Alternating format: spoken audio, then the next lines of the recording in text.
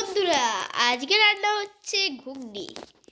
আর ঘুগনি করার জন্যে কি কি সামগ্রী লাগে, কি কি দরকার হয়, কি করতে হয় সেটা আমি একদমই জানি না। সেটা জানে আমার মা এখন কাজ করছে। মা আসলে তারপর বলবে কি কি লাগে না লাগে, কিভাবে করতে হয়। তো এখন শুধু কড়াইটা চাপিয়েছে, দেখতে পাচ্ছ কড়াইটা গরম হচ্ছে, এখনই মা চলে আসবে। তো বন্ধুরা, এই যে মশলা, এর মধ্যে মশলা পিসে রয়েছে। ঘুগনি করার জন্যে প্রথমে আমরা মটরটাকে 6 ঘন্টা ভিজিয়ে রেখেছিলাম। ভিজিয়ে রাখার পর এটাকে আমি 3টে সিটি দিয়ে নিয়েছি। রেডি, সিদ্ধ হয়ে গেছে। এ দেখো, তোমরা দেখতে পাবে সিদ্ধ হয়ে গেছে। এবার ঢাকা দিয়ে দিই, কিছু পড়ে যাবে। এবার দেখাই, আমরা একটা কড়াই নিয়েছি। কড়াইটা গরম হয়ে এলে কড়াইতে আমরা তেল দিয়ে দেব।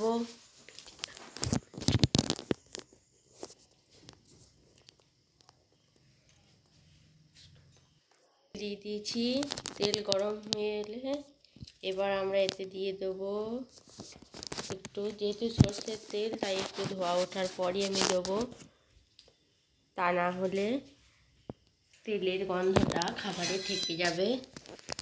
সাদা তেলে করলে তেল ধোয়া ওঠার দরকার নেই, যেহেতু সর্ষের তেল তাই একটু ধোয়া উঠে গেলে তারপর আমি দিয়ে দিলাম এক টুকরো তেজপাতা।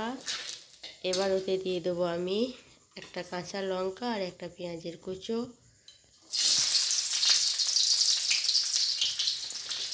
ফ্লেমটাকে আমি একটু কমিয়ে দিয়েছি। এবার দেখাবো আমি এখানে ছিলে মশলা রেডি করে নিয়েছি। দেখো মশলা রেডি করে নিয়েছি। এটা আছে আদা, রসুন, জিরে ও ধনে বাটা। পেঁয়াজটা ভাজা হয়ে গেলে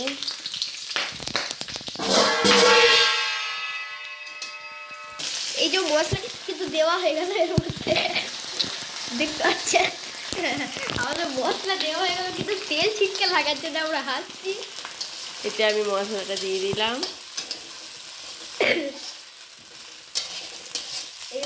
এবার এতে আমি দিয়ে দেবো এই দেখো কাশ্মীরি লঙ্কার গুঁড়ো, কাশ্মীরি লঙ্কা, অল্প কাশ্মীরি লঙ্কার গুঁড়ো, সামান্য মিট মশলা দিয়ে দিলাম, চিনি, অল্প চিনি। এবার দিয়ে দেবো আমি হলুদ গুঁড়ো, সামান্য হলুদ গুঁড়ো ও লঙ্কা গুঁড়ো, 1 চামচ হলুদ গুঁড়ো ও 1 চামচ লঙ্কা গুঁড়ো। এবার ভালো করে এটাকে আমি ভেজে নেব। এভাবে ভাজলে ভালো টেস্ট আসবে, তাই মশলা বাটিতে একটু জল দিয়ে সেই জলটা আমি মশলায় দিয়ে দেব। খুব সুন্দর একটা সেন্ট বেরোচ্ছে মা। হ্যাঁ, জলটা দেওয়ার পর আরও বেশি সেন্ট বেরোবে।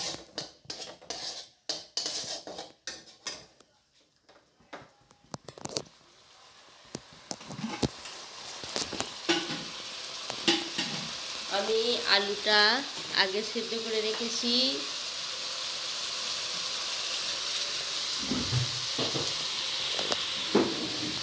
এই যে বন্ধুরা, আলুটা দেখো আগে থেকে সেদ্ধ করেছিল। আমার ছোটো ছোটো টুকরো করে কেটে নিয়েছি। তোমরা চাইলে আলু মটর একসাথে সেদ্ধ করে নিতে পারো। আমি একটু হালকা জল দিয়ে দিলাম, হালকা জল, যাতে সুগন্ধটা আরও বেরোবে, এতে খেতে আরও বেশি সুস্বাদু হবে। জলটা দেওয়ার জন্যে কাঁচা মশলায় জল দিলে সেই মশলার সুগন্ধটা আর একটু আলাদা হয়, সেটা আরও ভালোভাবে ভাজা হয়, খাবারটা খেতে আরও সুস্বাদু, আরও ভালো হবে।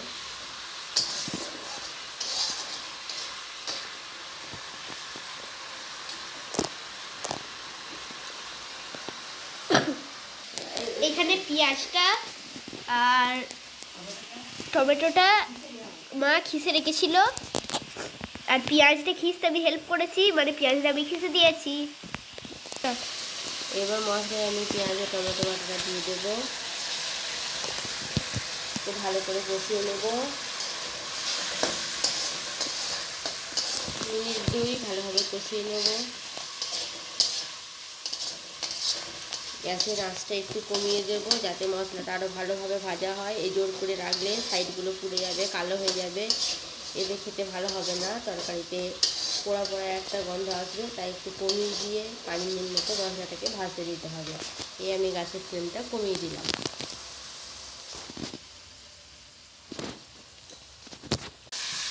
মশলা ভাজা হয়ে গেছে, এবার আমি মশলাতে সেদ্ধ আলুটা দিয়ে দিয়েছি, ভালোভাবে কষিয়ে নিচ্ছি। ভালোভাবে কষানো হয়ে গেলে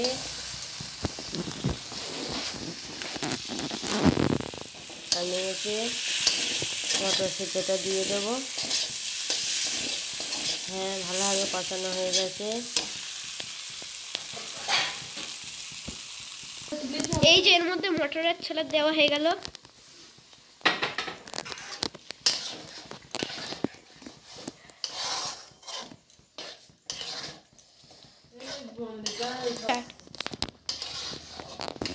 আহা কি সুন্দর সেন্ট। লেগেছে,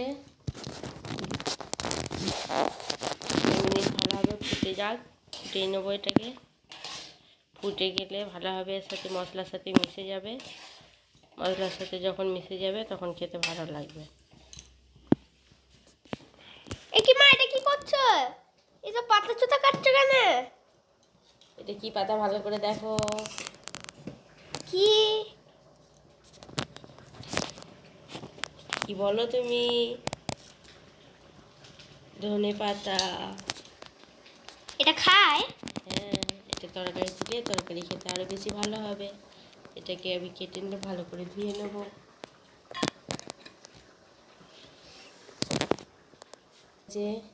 আর আমার ঘুগনি এবার রেডি হয়ে গেছে। ধনে পাতা ছড়িয়ে আমি এবার ঘুগনিটা বন্ধ করে দেব। দিয়ে দেবো, তুমি খেয়ে বলবে কেমন হয়েছে। এই দেখো, আমাদের ঘুগনি একেবারে রেডি।